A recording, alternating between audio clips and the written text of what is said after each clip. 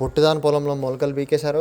చూరోకి లైఫ్లో ఇష్టమైన రెండే రెండు, ఒకటి బెల్లి రబ్స్, ఒకటి గ్రూమింగ్. అది కూడా స్పెషల్లీ ఈ సమ్మర్ సీజన్లో భయంకరమైన ఇష్టం దానికి గ్రూమ్ చేస్తే ఎవరన్నా.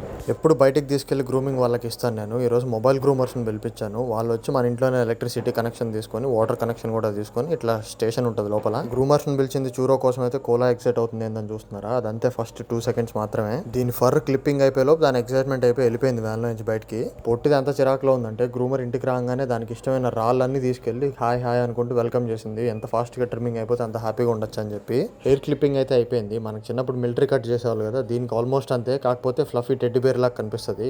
ఆ వ్యాన్ లోనే డాగ్ వాషింగ్ కి సపరేట్ టబ్ ఉంటుంది. మన దగ్గర నుంచి తీసుకున్న వాటర్ కనెక్షన్ తో ఆ టబ్ లో స్నానం చేయించేసి లాస్ట్ లో బ్లో డ్రై చేస్తారు. మొత్తం ఫర్ అంతా కంప్లీట్ గా డ్రై ఉండటానికి, లేదంటే బ్యాట్ స్మెల్ వస్తుంది. బ్యాట్ స్మెల్ ఒకటే కాకుండా ఫ్లఫీ టెడ్డీ బేర్ లుక్ రావాలంటే కంపల్సరీ బ్లో డ్రై చేయాలి. మాకైతే ఇక్కడ ఇట్లా డాగ్స్ కి మొబైల్ సర్వీసెస్ అన్ని కూడా ఉంటాయి. ప్రతిదీ మనమే తీసుకెళ్ళక్కర్లా, అన్ని డోర్ టు డోర్ వస్తాయి అనమాట. హెయిర్ ట్రిమ్మింగ్ కి ముందు వాడి పడేసిన మాప్ స్టిక్ లాగా ఉంటుంది, ఇప్పుడు ఫ్రెష్ గా టెడ్డీ బేర్ బొమ్మలా ఉంది భలే.